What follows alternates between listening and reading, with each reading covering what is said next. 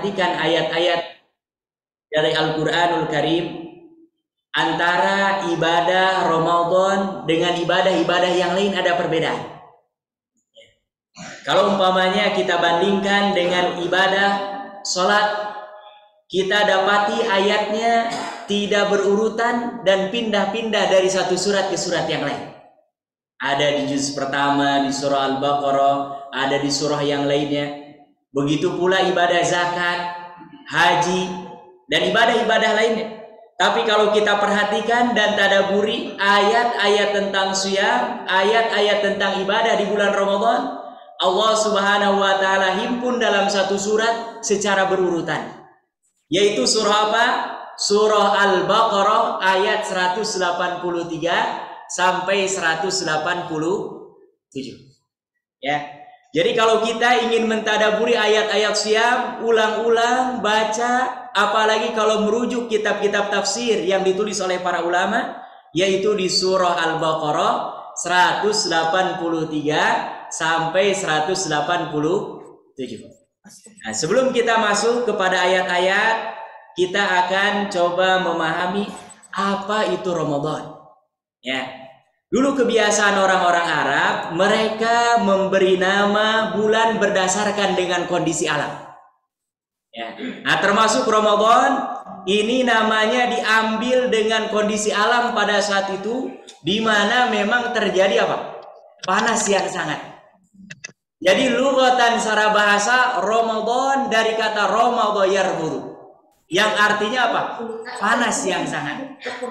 Dan memang kalau kita hari ini berangkat ke negara-negara Arab, khususnya Arab Saudi dan negara Khalij Al-Arabi, ya, negara Arab Teluk ini memang kemungkinan besar ini sedang puncak-puncaknya musim panas. Ya, nah, makanya Ramadan ini adalah panas yang membakar. Harapannya bukan seperti yang sebagian di kita lakukan, ya, termasuk amalan yang boleh dibilang israf bahkan mubazir, yaitu malah bakar petasan. Padahal harusnya yang dibakar di bulan Ramadan adalah apa? Dosa-dosa dan kesalahan kita. Ya paling tidak kalaupun terlepas apakah itu hukumnya, ya minimal itu mubazir. Tidak ada nilai manfaatnya, bahkan boleh jadi ada beberapa yang sampai waliyazubillah mengalami apa? Kecelakaan. Ya, nah ini yang pertama. Jadi Ramadan artinya adalah panas yang menyengat, sehingga diharapkan dengan ibadah puasa di bulan Ramadan dosa-dosa kita diampuni oleh Allah Subhanahu wa taala, sebagaimana disabdakan oleh Rasulullah sallallahu alaihi wasallam, man shoma ramadhana imanan wahtisaban, apa kata Rasulullah?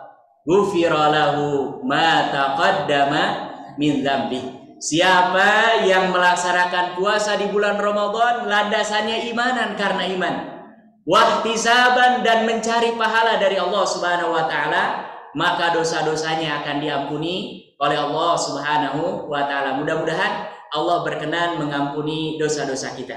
Ini yang pertama. Kemudian yang kedua, kalau kita tadaburi minimal ada 4 indikator. Ya. Dan ini bisa kita baca dari setiap ujung-ujung ayat yang ada di surah Al-Baqarah 183 sampai 187.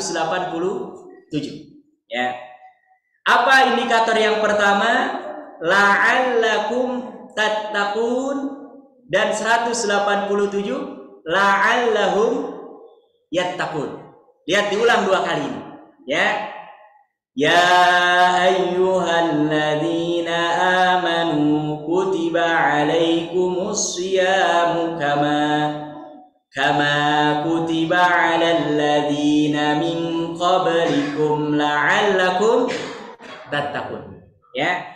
Jadi tujuan dan indikator keberhasilan ibadah kita di bulan Ramadan dari mulai siyam, qiyam, tilawatul Quran dan ibadah-ibadah yang lainnya, sedekah.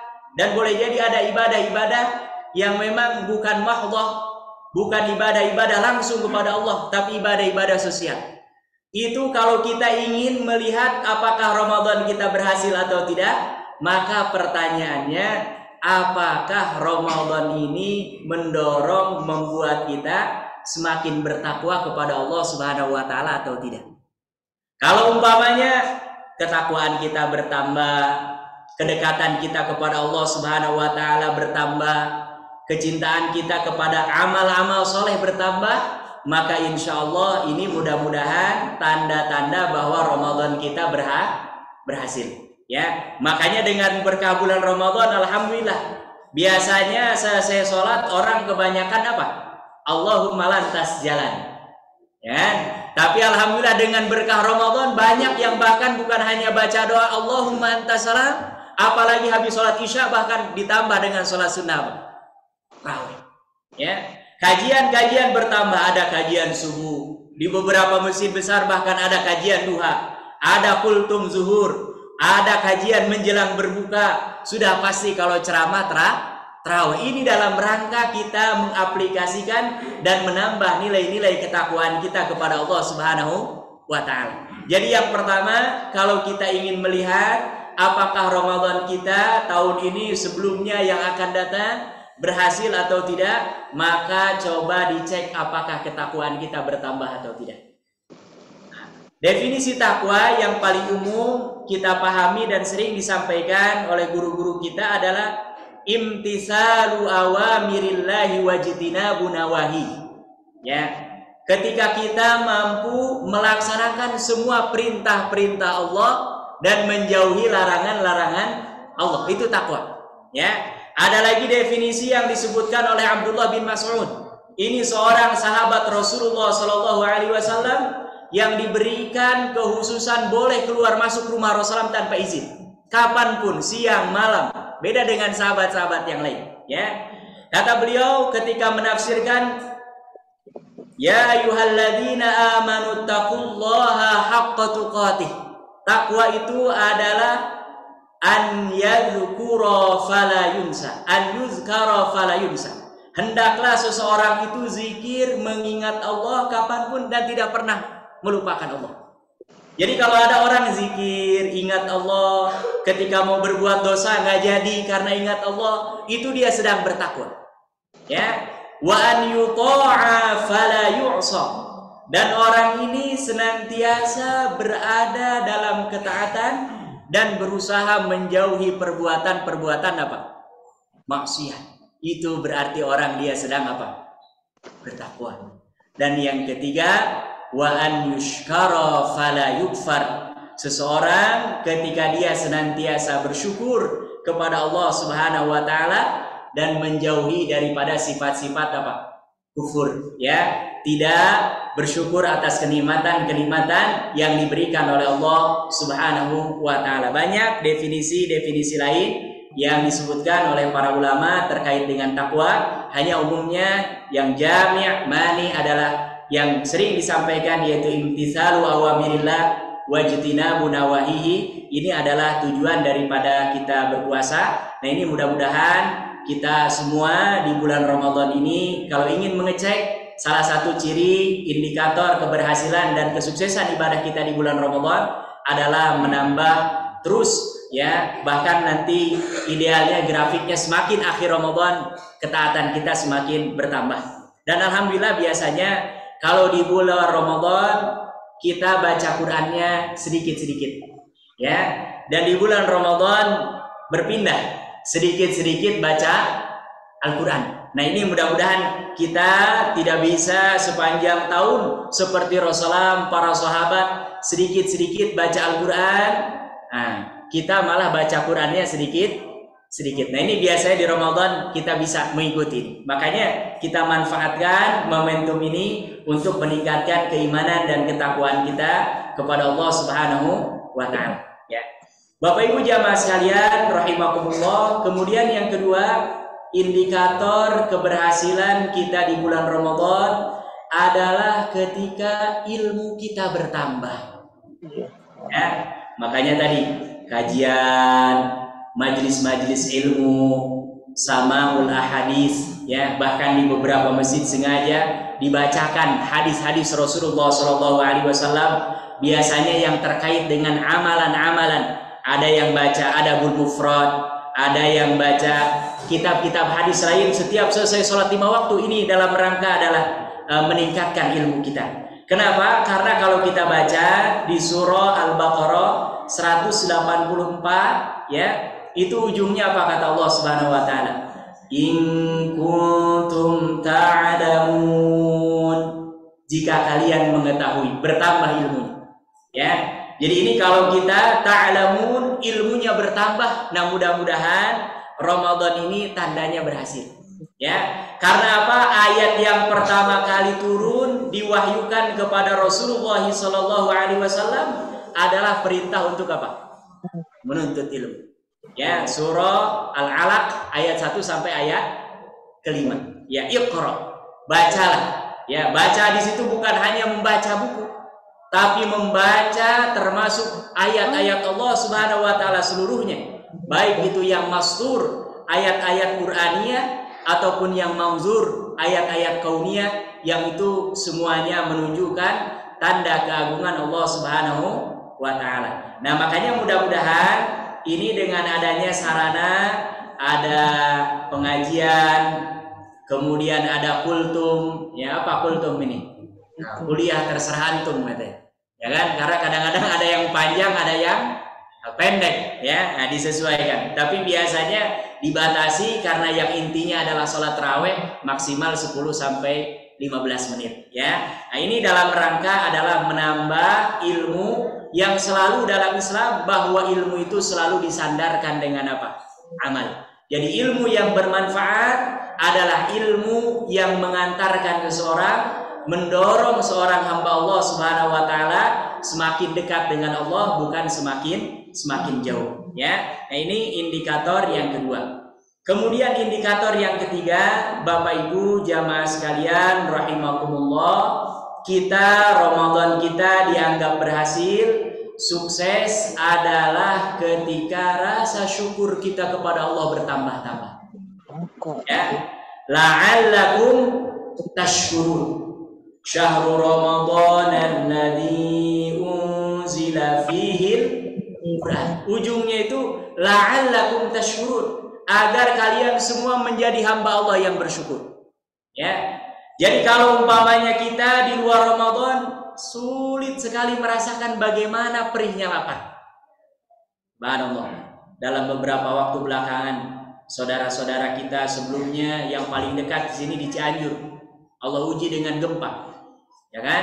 Kemudian mereka kehilangan tempat tinggal, sandang, pangan, papan. Tanyakan kepada mereka, betapa dinginnya tidak punya tempat tinggal. Betapa laparnya mereka tidak punya cadangan makanan. Subhanallah. Kemudian beberapa hari sebelum Ramadan, saudara-saudara kita di Suriah, di Turki, ya, Allah Subhanahu wa taala timpakan kepada mereka, uji mereka dengan adanya gempa, bahkan disusul dengan banjir. Nah, dengan adanya kita merasakan puasa, kita bisa merasakan betapa laparnya, dan ketika kita berbuka, subhanallah, kita merasakan betapa nikmat yang diberikan oleh Allah Subhanahu wa taala. Maka yang akan hadir dalam diri kita, dalam benak kita adalah kesyukuran kepada Allah Subhanahu wa taala, ya. Jadi Ramadan yang baik, Ramadan yang berhasil adalah ketika kita senantiasa menghadirkan rasa syukur kita kepada Allah Subhanahu wa taala. Dan orang-orang yang bersyukur itu bukan untuk Allah. Ya. Orang-orang yang bersyukur bukan untuk Allah. Wa may yashkur fa innama yashkuru li nafsi. Siapa yang bersyukur, kata Allah di surah Luqman, maka sesungguhnya kesyukuran itu kembali kepada siapa? Dirinya sendiri. Ya, karena bagi Allah semua manusia bersyukur, Allah tetap maha mulia. Semua manusia, bahkan makhluk Allah seluruhnya, daripada jin, manusia, ya, nabatat, jamadat, benda-benda mati, ini semua kufur kepada Allah Subhanahu wa taala. Apakah kemuliaan Allah berkurang? Tidak. Ya. Nah, makanya ini kita hadirkan kesyukuran kita kepada Allah Subhanahu wa taala dengan cara apa? Semua kenikmatan, semua fasilitas yang Allah berikan kepada kita, kita gunakan, kita manfaatkan dalam rangka bertaqarrub, beribadah, mengabdi dan mendekatkan diri kepada Allah Subhanahu wa taala. Makanya kata para ulama, di antara makna syukur adalah sarful abdi jami'u ma an'ama alaihi li ajlihi. Jadi seseorang mentasarrufkan, memanfaatkan semua yang Allah berikan adalah dalam rangka untuk mengabdikan diri kepada siapa? Allah Subhanahu wa taala. Dan kalau orang dia syukur, terhindar dari penyakit-penyakit hati. Ya, apa? Iri, dengki, hasud, ya. Tidak nyaman kalau melihat orang lain sukses. Kan ada sebagian yang temannya, saudaranya, tetangganya, dia jadi wali kota iri. Ya kan? Kenapa? Saya dari dulu hanya jadi wali murid. Paling banter naik jadi wali santri. Ya kan? Ini orang tidak bersyukur. Ya kan? Karena apa? Yang namanya wali kota ya paling satu kota hanya satu orang. Tapi kalau abdan syakur, hamba Allah yang bersyukur, dia posisinya apapun itu akan dicintai oleh Allah Subhanahu wa taala. Ya. Ada sebagian waliyadzubillah orang-orang yang tidak bersyukur, tetangganya naik mobil baru, dia naik mobil ambulan. Kenapa? Jantungnya berdebar kencang. Kenapa dia yang beli mobil? Subhanallah. Tapi kalau orang yang bersyukur, dia akan senantiasa mengucapkan apa? Alhamdulillahirabbil alamin. Kenapa? Ini semua adalah pemberian dari Allah Subhanahu wa taala. Boleh jadi kita dikasih oleh Allah mobil baru umpamanya. Tapi kalau kecelakaan, waliyadzubillah. Itu yang tidak diinginkan. Makanya orang-orang beriman senantiasa berhusnuzon, senantiasa menghadirkan syukur kita kepada Allah Subhanahu wa taala. Ya, tidak perlu iri, tidak perlu dengki, tidak perlu hasud. Kita semua ini semua hamba Allah, rizkinya semuanya sudah diatur oleh Allah Subhanahu wa taala. Tinggal yang paling penting kita mau kasab, ikhtiar, dan setelah itu berdoa dan tawakal kepada siapa? Kepada Allah Subhanahu wa taala. Nah, ini coba di bulan Ramadan kita betul-betul tanamkan kesyukuran kita. Yang paling ringan, perbanyak mengucapkan apa? Alhamdulillahirabbil alamin. Ya, alhamdulillah, alhamdulillah, alhamdulillah. Lama kelamaan insya Allah akan menghujam kuat di sini. Ya. Kemudian yang kedua, syukur dengan hati. Selalu hati, pikiran kita ini yakin, seyakin-yakinnya bahwa tidak ada kenikmatan yang kita terima kecuali semuanya bersumber dari siapa? Allah Subhanahu wa taala. Wa ma bikum min ni'matin faminallah. Dan tidak ada satupun kenikmatan yang ada pada kalian, kata Allah, kecuali semuanya bersumber dari siapa? Allah Subhanahu wa taala. Kalau kita semuanya la haula wala quwata illa billah. Tidak ada daya, tidak ada kekuatan kecuali memang Allah yang memberikan kepada kita. Ya, makanya dalam kondisi apapun diajarkan oleh Rasulullah SAW, kalau ada yang nampak baik kita ucapkan alhamdulillahilladzi bi ni'matihi tatimmus shalihat. Kalau umpamanya nampaknya seperti seolah-olah tidak baik, walaupun itu cara pandang kita saja yang sempit, kita tetap diajarkan oleh Rasulullah untuk mengucapkan apa?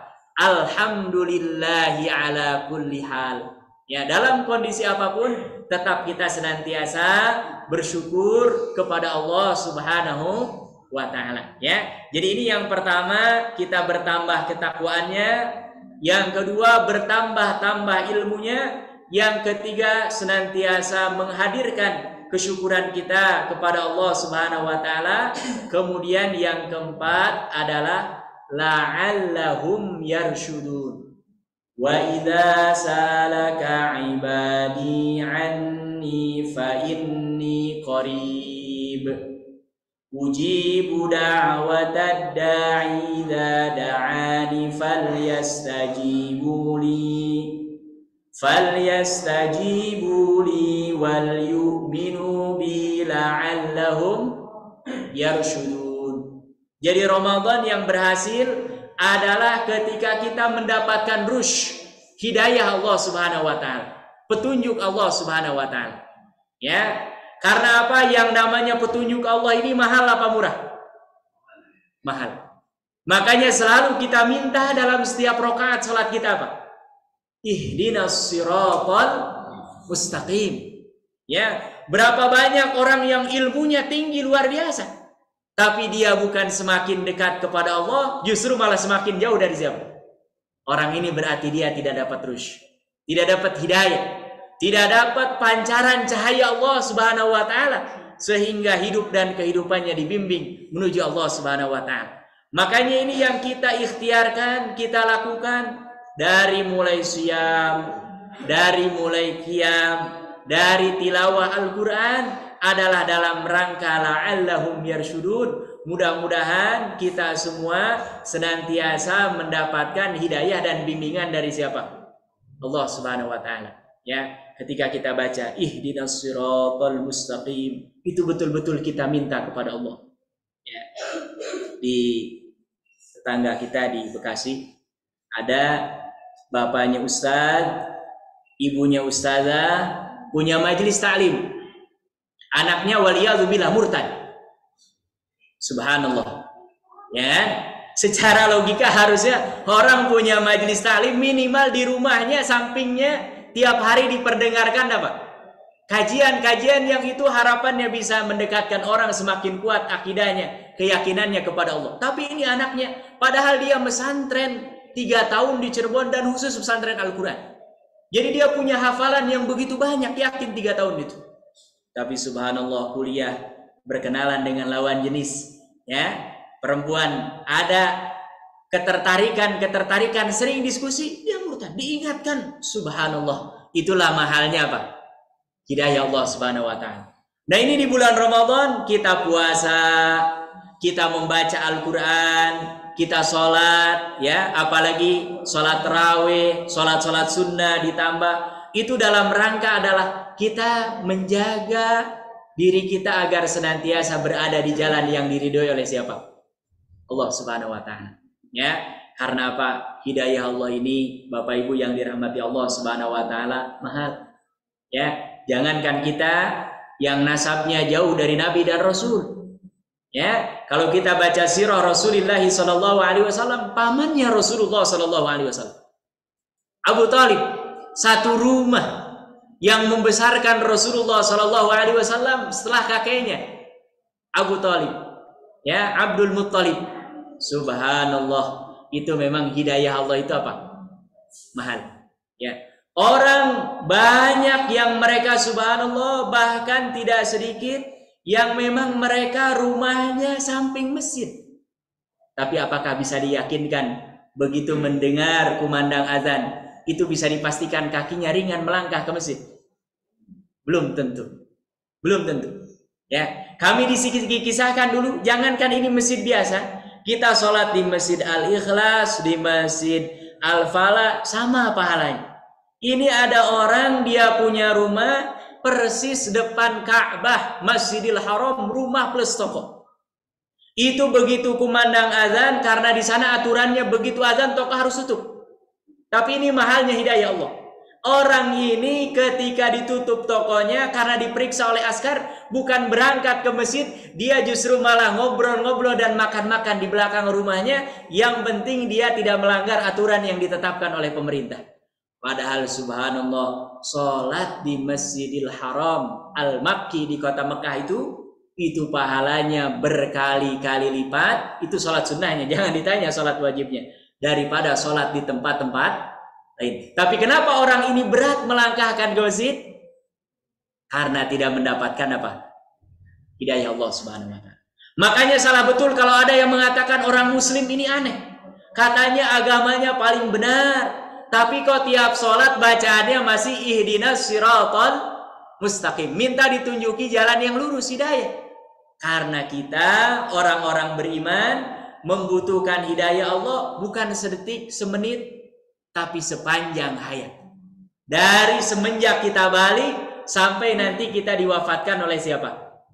Allah Subhanahu wa taala. Ya, makanya ini mudah-mudahan di bulan Ramadan ini dengan puasa kita, dengan qiyam kita, dengan tilawah Al-Qur'an kita, sedekah kita, semuanya mudah-mudahan kita senantiasa dibimbing dan mendapatkan hidayah dari siapa? Allah Subhanahu wa taala. Dan tidak cukup hanya kita berdoa, ikhtiarkan dengan kita memperbanyak ibadah. Ikhtiarkan dengan berkumpul dengan orang-orang soleh, ya, orang-orang yang senantiasa mengharapkan ridha dan ampunan Allah Subhanahu wa taala. Nah, insyaallah kalau 4 hal ini ada pada diri kita, mudah-mudahan Ramadan kita dinilai oleh Allah Subhanahu wa taala adalah Ramadan yang sukses dan berhasil. Ya, dan perlu kita merenung Rasulullah Shallallahu alaihi wasallam saja hanya 9 kali merasakan Ramadan. Nah, coba kita Bapak Ibu jamaah sekalian rahimakumullah tanya, kita berjumpa dengan Ramadan sudah berapa kali? Saya yakin kita sudah lebih daripada Ramadannya siapa? Rasulullah secara hitungan. Ya, karena kalau pakai ilmu fikih, para ulama menyebutkan laki-laki itu balik rata-rata 15 tahun. Berarti kalau yang umurnya sudah 30 tahun, berarti dari semenjak balik sampai sekarang sudah berapa? 15 kali Ramadan. Ya, apalagi kalau perempuan, ibu-ibu, akhwat, muslimat lebih awal. Para ulama menyebutkan bahwa perempuan itu rata-rata dihitung paling banyak ghaliban itu sudah balik di usia 9 tahun. Berarti kalau umpamanya umurnya sekarang hitung yang 20 tahun, 30 tahun, 40 tahun, sudah berapa lama kita merasakan dan berjumpa dengan apa? Bulan Ramadan. Ya, nah, makanya ini mudah-mudahan jangan sampai setiap kali Ramadan datang berlalu begitu saja, ketakwaan kita tidak bertambah, ilmu kita juga dari dulu sampai sekarang segitu-segitu saja, la yamutu wa la yahya, tidak bermutu tapi banyak gaya.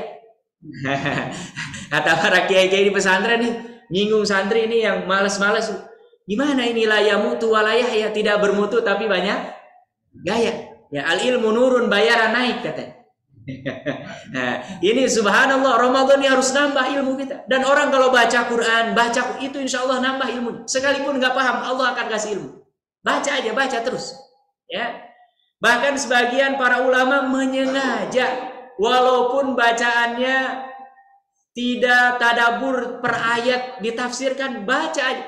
Sampai ada seorang ulama diceritakan oleh Dr. Amil Faisal, beliau adalah dokter tafsir dari Islamabad, Pakistan. Ada ulama yang tiap Ramadan hatam 3 kali hatam. Ditanya alasannya apa, kenapa milih 3 kali?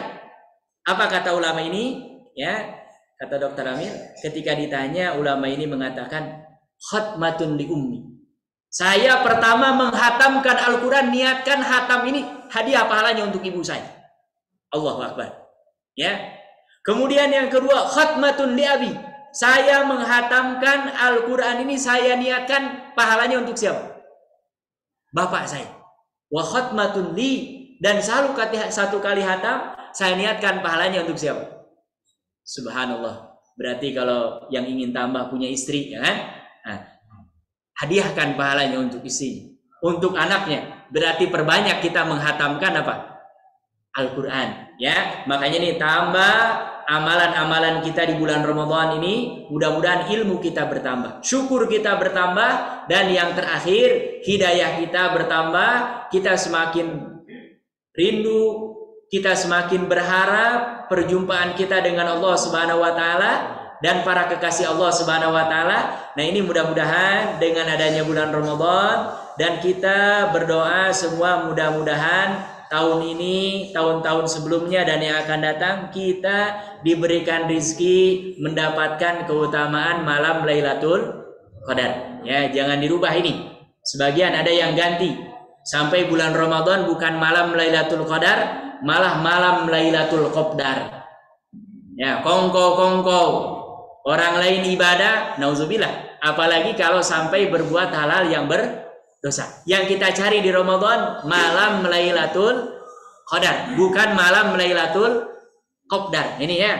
Kalau ngumpul-ngumpul di bulan lain, nah, sama saja. Tapi kalau Ramadan eman-eman, sayang-sayang, ini momentum langka, setahun hanya sekali, belum tentu tahun depan kita dihadirkan oleh Allah di bulan Ramadan ini. Nah, ini tahun ini Allah panjangkan umur, berikan kesehatan. Mudah-mudahan kita bisa memaksimalkan ibadah-ibadah di bulan Ramadan, dari siam, berpuasa, kemudian juga qiyam, memperbanyak kita sholat-sholat sunnah, kemudian Quran, memperbanyak tilawah Al-Quran, termasuk berdoa, ya, kita perbanyak berdoa, dan yang puncaknya nanti adalah kita berusaha di 10 hari terakhir minimal kita memperbanyak i'tikaf, berada di masjid rumahnya Allah Subhanahu wa taala. Bapak Ibu yang dirahmati Allah Subhanahu wa taala, terakhir saya mengingatkan bahwa puasa ini satu-satunya amalan ibadah yang pahalanya disembunyikan oleh Allah. Ya, ternyata kata para ulama memang hadis itu ya, yang memang hadis ini hadis qudsi. Kata Allah, as-saumu li wa ana ajzi bihi. Puasa ini adalah untukku dan aku yang akan membalasnya. Kalau salat berjamaah ketahuan ya, riwayatnya satu riwayat menyebutkan 25 derajat, riwayat lain menyebutkan berapa? 27 derajat. Tapi kalau puasa nggak ada yang tahu. Ternyata apa rahasianya? Kata para ulama, seperti namanya puasa itu menahan. Semakin banyak yang ditahan, apalagi ini dalam rangka ketaatan kepada Allah, itu akan bertambah besar pahalanya. Ya, makanya ini yang sudah umum, kita ini sudah puasa, hanya puasa dari ngemil, nggak makan dan nggak minum. Coba kita tingkatkan puasa dari ngomel. Ya, ngomel itu apa? Berbicara yang tidak baik, apalagi menggibah, apalagi namimah, mengadu domba, apalagi kita menyalakan api permusuhan antara orang-orang, apalagi sesama orang-orang yang beriman. Ya, jadi kalau ngomil insya Allah ini dari kita kecil sudah selesai. Ya, kita sanggup kuat puasa dari fajar sampai nanti maghrib. Tapi ini nih ngomel biasanya agak berat. Ya, selalu saja lisan kita kadang-kadang tidak kuat menahan untuk membicarakan keburukan orang lain. Coba ini kita tahan. Puasa insya Allah nilainya besar ya di hadapan Allah Subhanahu wa taala. Kemudian yang ketiga, selain puasa ngomel juga puasa ngemol. Ya, artinya apa? Puasa jangan konsumtif. Ya, saya selalu menganjurkan orang sebelum puasa coba cek berat badannya. Jangan-jangan Ramadan 29 hari, Ramadan 30 hari yang nambah justru malah berat badan. Kenapa? Karena kerjaannya siang tidur, makan apa? Malam makan. Sehingga yang terjadi apa? Perut maju, pantat mundur. Ya kan? Nah, ini berarti orang dia puasa dari ngemil, tapi dia belum puasa dari ngemol. Konsumtif, seolah-olah bahwa makan, berbuka, kemudian sahur, itu balas dendam daripada makan siang, makan pagi, makan sore. Bahkan kadang-kadang kalau dihitung ditakar mungkin lebih banyak. Tidak seperti itu. Dan kalau Allah hanya mensyariatkan puasa untuk supaya kita menahan saja, kenapa justru disunnahkan kita mengakhirkan sahur dan mempercepat apa? Berbuka. Harusnya kan kalau Allah ingin ini sahurnya lebih awal, kemudian berbukanya lebih akhir. Tapi kata Rasulullah yang paling afdal itu takhir, mengakhirkan apa? Sahur. Wa ta'jil, ta'jil itu mempercepat. Begitu azan langsung buka. Gitu. Ini makanya kita mudah-mudahan nih tahun ini bukan hanya puasa ngemil saja, tapi mudah-mudahan bisa kita tingkatkan puasa ngomel dan juga puasa apa? Ngomol. Kurangi konsumtif kita, sisihkan sebagian infak di jalan Allah, memberikan buka kepada orang yang berpuasa, kalau perlu wakafkan sebagian, kalau perlu kita investasikan untuk nanti bekal kita menuju negeri akhirat. Nah, ini mudah-mudahan kita semua senantiasa dibimbing mendapatkan hidayah Allah Subhanahu wa taala. Insyaallah target Ramadan tahun ini nambah ketakwaan, menambah ilmu, menambah kesyukuran, dan kita semakin dekat dengan hidayah Allah Subhanahu wa taala. Amin ya rabbal alamin. Ini saja yang bisa saya sampaikan sebagai pengantar. Nanti materinya bisa dibaca di slide ya, dan dirujuk ke kitab-kitab para ulama untuk lebih mendalam. Nah, ini mudah-mudahan sebagai pengantar ini bisa membukakan cakrawala kita, semakin kita bisa memaksimalkan ibadah kita di bulan Ramadan. Amin amin ya rabbal alamin. Dan yang paling penting mudah-mudahan semua ibadah kita diterima oleh Allah Subhanahu wa taala. Mungkin kalau ada yang ingin menyampaikan atau pertanyaan, falyatafadhal. Terima kasih Pak Ustadz atas kajiannya mengenai tematika 4 indikator kesuksesan bulan Ramadan. Kalau saya simpulkan ada 4 indikator tersebut. Yang pertama, semuanya tercantum dalam suatu surat, yaitu surah Al-Baqarah 183 sampai ayat 187. Yang pertama itu adalah meningkatkan ketakwaan kita kepada Allah Subhanahu wa taala, kemudian bertambahnya ilmu dan makrifat kepada Allah Subhanahu wa taala, kemudian semakin bertambahnya rasa syukur kita, dan yang terakhir adalah kita akan selalu menjadi orang yang istiqamah dalam hidayah yang dari Allah. Mungkin dari kajian yang telah disampaikan Pak Ustadz, ada dari jemaah yang ingin bertanya, dipersilakan Pak. Baik juga bapak-bapak yang di Zoom boleh menyampaikan pertanyaan. Mau ada pertanyaan? Satu atau dua pertanyaan Pak. Bapak-bapak yang di Zoom juga jika ada pertanyaan. Ya. Ada ini pertanyaan ada. Boleh Bangga, silakan. Kalau ada yang ingin bertanya. Fadhal. Assalamualaikum warahmatullahi wabarakatuh. Waalaikumsalam warahmatullahi wabarakatuh. Nah, takjil disediakan, bagaimana ketika muazin apakah disediakan berbuka dulu apa langsung azan dulu seperti itu? Assalamualaikum warahmatullahi wabarakatuh. Subhanallah, ini pertama kata ta'jil ya, di kita dipahami bahwa ta'jil itu seolah-olah berbuka puasa bersama. Gitu. Makna asalnya ta'jil itu artinya apa? Menyegerakan di awal ya, karena sebagian ada sudah jadi istilah ta'jil itu apa? Bukber, buka puasa bersama ya.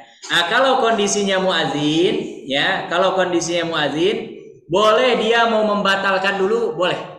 Dan itu nampaknya yang lebih afdal. Ya, apalagi sekarang kita bisa mengetahui waktu berbuka bukan hanya sekedar seperti orang-orang dulu yang lihat fenomena alam. Kan hukum asalnya saya kalau mau buka lihat matahari. Kalau sudah terbenam baru kita boleh berbuka. Nah, kalau sekarang kan bisa lihat apa? Jam, gitu ya. Jadi kalaupun orang umpamanya kalau minum kan hanya berapa detik ya, bisa batalkan dulu, atau sebagian bahkan ada yang dia makan kurma atau apa, saya kira tidak, maafi muskilah, tidak ada masalah ya. Hanya kalau lihat afdaliyahnya wallahu taala alam, nampaknya lebih utama dia batalkan dulu, setelah itu baru dia mengumandangkan apa? Azan ya. Tapi kalau umpamanya orang memang hanya bersandar tahu waktu berbuka itu dari azan, boleh jadi dalam kondisi tertentu muazin lebih utama dia mengumandangkan apa? Azan. Walaupun nanti apakah nanti Allahu Akbar dia berhenti dulu, minum dulu. Nah, ini pembahasan ulama fikih, ada sebagian yang memang memakruhkan. Jadi alangkah baiknya kalau azan jangan ada jeda, apalagi dengan makan dan minum. Makanya prakteknya yang saya tahu ya, biasanya muazin ya dia batalkan dulu. Tapi kalau umpamanya ada yang azan langsung, insya Allah juga tidak masalah, dan mudah-mudahan dia dapat pahala lebihnya bukan dari takjilnya, tapi dengan dia memberitahu orang-orang yang sedang berpuasa bahwasannya waktu berbuka sudah masuk. Dan di kita memang patokannya biasanya dengar apa? Walaupun ini harus hati-hati, karena pernah kejadian ada muazin ditugaskan dia bangun tidur jam 5 sore sudah azan. Orang kalau nggak ngecek langsung dia apa? Walaupun kalau dia nggak tahu itu rizki dari Allah. Yang jadi problem udah tahu jam 5 dilanjutin. Nah, ini dosa dan puasanya otomatis batal. Ya, karena hukum asalnya tadi berbuka itu bukan dengar azan, bukan. Yaitu ketika matahari terbenam. Itulah yang disebut dengan ghurub. Waktunya apa? Maghrib. Dan maghrib ini jadi nama negara. Bahasa Arabnya Maroko Maghrib. Ya, jadi kalau ada orang ana maghrib, ana minal maghrib, bukan saya habis sholat maghrib. Ya, karena ada orang ketika tawaf umroh gitu, ketemu dengan orang Maroko, ana minal maghrib. Itu tadi katanya orang aneh. Sholat zuhur kok dibilang maghrib. Padahal maksud dia saya asalnya dari negara Maroko. Kenapa Maroko disebut maghrib? Karena Bapak Ibu kalau di Maroko kita bisa menyaksikan itu nampak jelas bagaimana matahari terbenam. Makanya ismul makan nama tempat dalam bahasa Arab disebutnya maghrib. Seperti halnya nama waktu ya, waktu terbenamnya matahari juga disebutnya maghrib, gitu ya. Allah taala mungkin seperti itu. Nah, terima kasih Pak Ustaz. Ini ada pertanyaan dari bapak-bapak lain dari Zoom. ya. Assalamualaikum warahmatullahi wabarakatuh. Waalaikumsalam. Mohon penjelasan dari Pak Ustaz mengenai dua hal ini. Yang pertama, pahala yang disembunyikan. Yang kedua, doa puasa yang dilakukan oleh Rasulullah. Dan kapan doa itu? Ya, insyaallah. Yang pertama terkait dengan pahala yang disembunyikan, ya ini tadi yang disebutkan hadisnya hadis qudsi. Jadi memang pahala puasa ini tidak Allah buka. Artinya riwayat-riwayat yang menyebutkan pahala puasa tidak disebutkan secara detail. Yang umum dalam Islam memang manja bil hasanati falahu asyru amsalihha. Siapa yang datang dengan amal soleh maka kata Allah satu amal soleh dikalikan 10. Itu semua Ramadan, di luar Ramadan, puasa nggak puasa sudah maklum ya. Tapi kalau puasa Ramadan ini masuk puasa tidak ada yang tahu takaran pahalanya. Makanya tadi semakin banyak yang ditahan itu akan semakin besar pahalanya. Ya makanya tadi ini puasa ngemil dengan puasa ngomel beratan mana? Ya kan? Bapak ibu beratan mana itu? Ya kadang-kadang nih kita sanggup menahan ya kan lapar minum hubungan suami istri yang sudah menikah itu kuat. Tapi kadang-kadang lisan kita nggak kuat. Ya makanya nanti akan ada orang-orang yang tingkatan pahala puasanya itu tinggi sekali di hadapan Allah Subhanahu wa Ta'ala. Ya termasuk ada orang yang puasa yang kerjaannya sahur bangun nanti pas menjelang berbuka bangun, sisanya tidur. Itu tentu pahalanya berbeda walaupun dia secara hukum sah, tidak ada masalah. Walaupun sebagian ulama ada yang menyebutkan hukumnya makruh. Jadi umpamanya saya untuk mensiasati biar nggak kelas habis subuh tidur aja plek. Yang penting zuhur bangun. Nah, kalau ada orang puasa sholatnya enggak, ini muskilah ini. Ya kan? Gimana puasanya dilakukan, sholatnya ditinggalkan? Nggak bisa, ini sama-sama dua-duanya wajib. Zuhur bangun umpamanya, tidur lagi. Ya, kayak dulu ada mbah siapa itu? Bangun tidur lagi, bangun lagi tidur lagi. Nah, kayak gitu puasanya. Itu sebagian ulama mengatakan makruh. Tapi kalau secara hukum selama dia tidak makan, tidak minum, tidak hubungan suami istri dan hal-hal yang membatalkan puasa tuntas sampai maghrib, maka secara fikih pahalanya puasanya tetap apa? Sah. Ya, terpenuhi syarat dan rukunnya. Ya, tapi tentu orang yang beraktivitas, beramal, memperbanyak ibadah, ya tingkatan puasanya pahalanya lebih besar di hadapan Allah Subhanahu wa Ta'ala. Ya, ini yang pertama. Yang kedua, terkait dengan doa berbuka, yang hadis riwayatnya kuat adalah ya apa? Zahabal dhama'u wa batallatil uruqu wa sabatal ajru insyaallah. Walaupun yang umum di kita baca, walaupun hadisnya dhaif, tapi kata para ulama boleh dipakai. Ya, bahkan kita berdoa dengan doa apapun silahkan saja. Ini kan persoalannya maksur atau tidak, sampai tidak riwayatnya kepada siapa? Rasulullah. Dan dalam pembahasan para ulama, doa-doa yang maksur itu lebih dekat kepada qabul.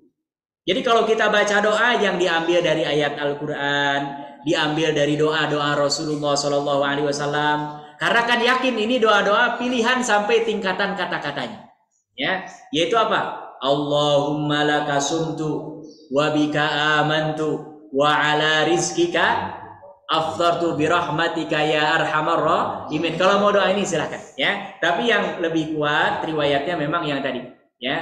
Zahabal dhama'u wa batallatil uruqu wa sabatal ajru insyaallah ya. Wa sabatal ajru insyaallah. Tapi kita doa dengan apa sampai pakai bahasa Indonesia enggak perlu khawatir karena Allah Maha alim, maha mengetahui, sami', maha mendengar bahasa apapun, bahkan yang terbetik dalam hati kita pun Allah maha mengetahui. Ya, jadi doa silahkan dengan apapun, termasuk disunnahkan, dianjurkan menjelang berbuka kita perbanyak berdoa kepada Allah karena itu termasuk waktu yang memang doa-doa kita insya Allah dikabul oleh Allah Subhanahu Wa Taala. Wallahu taala a'lam. Nah.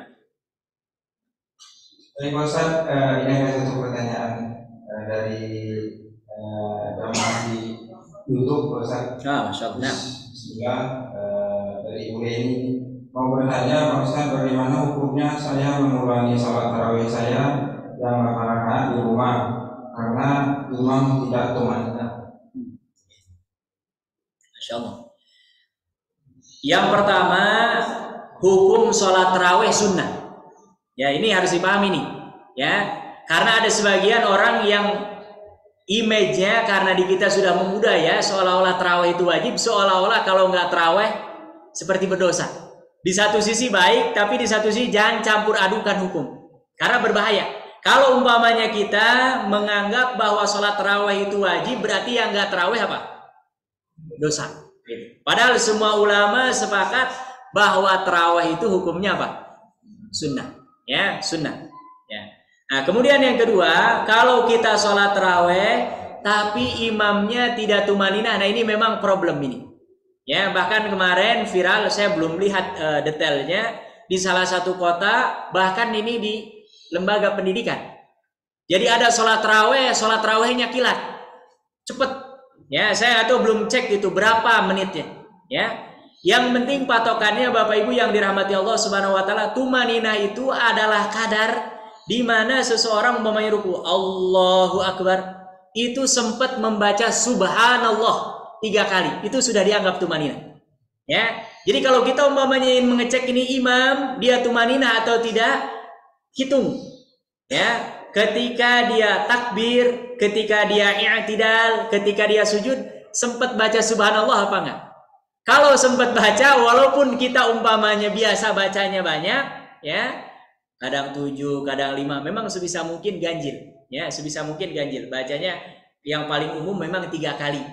Subhana rabbiyal a'la atau subhanakallahumma wa bihamdika Allahumma ighfirli atau doa-doa apapun, ya minimal yang umum dalam kitab-kitab fikih diulang 3 kali. Kalau mau 5, 7, 9 silahkan. Nah, kalau kurang dari itu, ini bisa kita simpulkan bahwa memang tidak tumaninah. Dan yang jadi problem kalau tidak tumaninah, karena tumaninah ini termasuk rukun, maka sholatnya dianggap apa? Tidak ada. Ya, maka ini harus hati-hati, jangan sampai khususnya sholat tarawih. Sebagian sekarang ada lomba sholat tarawih.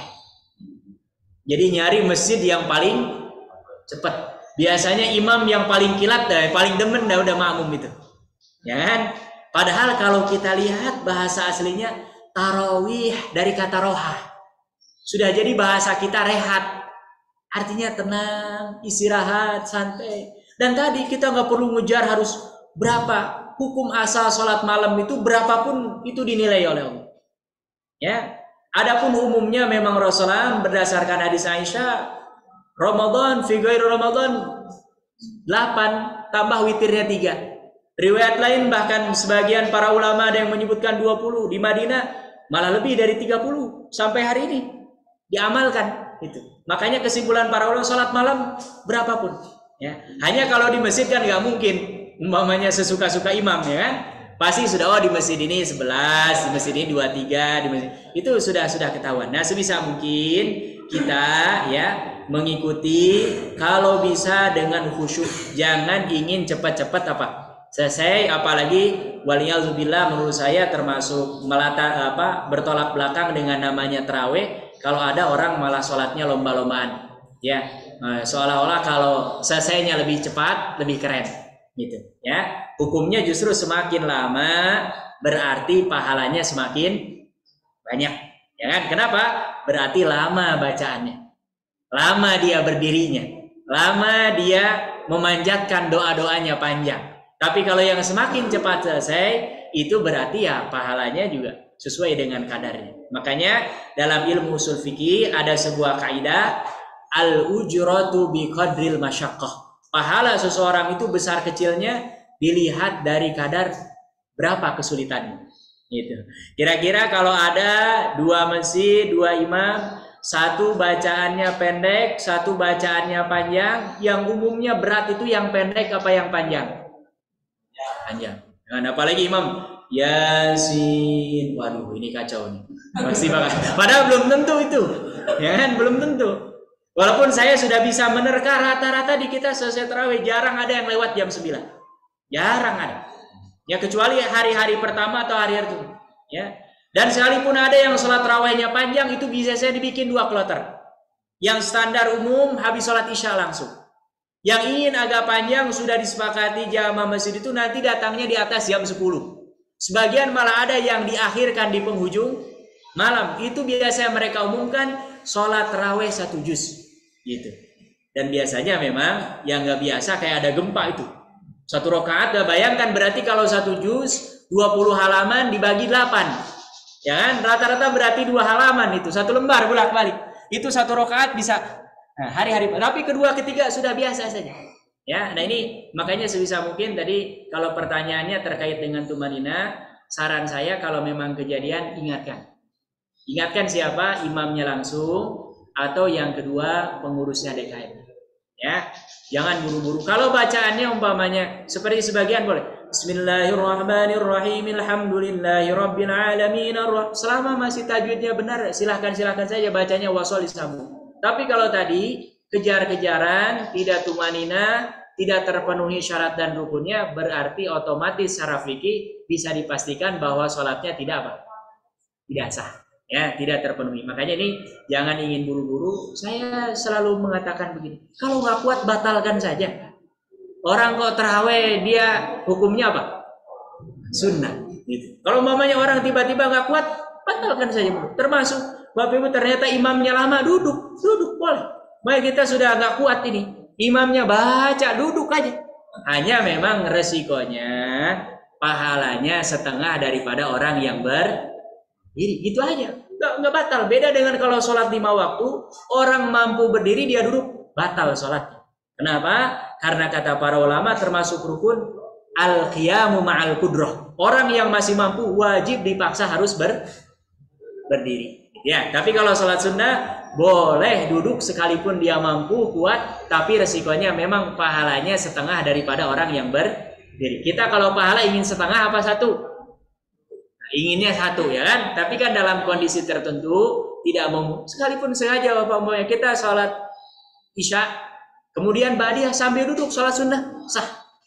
Hanya tadi pahalanya setengah daripada orang yang berdiri. Tapi kalau tadi imamnya kepanjangan, tapi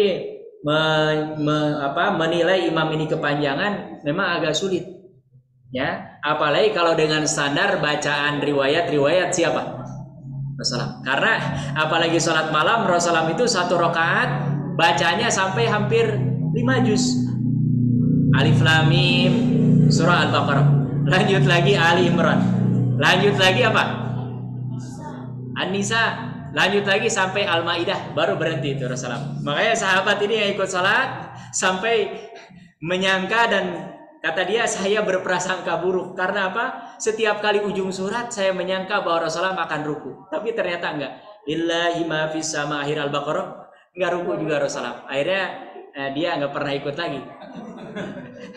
Makanya rata-rata di masjid itu sudah ditakar, diumumkan oleh DKM standarnya. Umumnya kalau yang saya perhatikan rata-rata 1 halaman dibikin 2 rakaat. Itu bacanya tartir sudah cukup insya Allah. Tadi umumnya di kita rata-rata sebelum jam 9 sudah selesai. Ya jarang yang saya perhatikan beberapa hampir tarawih banyak tempat selesai umumnya jam 10 lebih, apalagi itu nggak umum di kita karena memang belum kuat ya. Kalau di Mesir Bapak Ibu yang dirahmati Allah Subhanahu wa taala, malah ada masjid-masjid tertentu yang memang dia sholatnya sengaja panjang. Ya, jadi kita kalau mampu menikmati, apalagi bisa cari masjid yang ingin panjang ya silakan ya. Tapi kalau di mana kita sholat sudah ikuti sebisa mungkin dan insya Allah mudah-mudahan imamnya sebisa mungkin jangan terlalu cepat, juga jangan sengaja dilama-lamakan, standar saja. Ya, standar saja. Khairul umuri awsatuha. Sebaik-baik perkara itu yang pertengahan. Ya, artinya memendekkan, sengaja dipendek-pendekkan dari awal sampai akhir bacanya kulhu biar cepet. Ya? Atau mau dipanjang-panjangin 1 surat Al-Baqarah. Ini juga kasihan ya, tidak boleh takaluf. Itu wallahu taala itu mungkin ya. Ya. Baik, Ustaz, terima kasih atas penjelasannya. Ini ada pertanyaan lagi Bapak-bapak baik di masjid maupun yang di online. Jika tidak ada pertanyaan mungkin kita tutup saja kajian subuh kita pagi ini. Kami mengucapkan terima kasih kepada Bapak Ibu yang sudah menyampaikan pertanyaan. Dengan pertanyaan itu ternyata kita dapat menambah ilmu, menambah pengetahuan sehingga dapat meningkatkan keimanan dan ketakwaan kita kepada Allah Subhanahu wa taala. Untuk penutup kajian ini kita sampaikan doa penutup majelis. Subhanallah wa bihamdika asyhadu an la ilaha illa anta astaghfiruka wa atubu ilaik. Wabillahi taufiq wal hidayah. Assalamualaikum warahmatullahi wabarakatuh. Waalaikumsalam warahmatullahi wabarakatuh. Alhamdulillahirabbil alamin. Jazakumullah.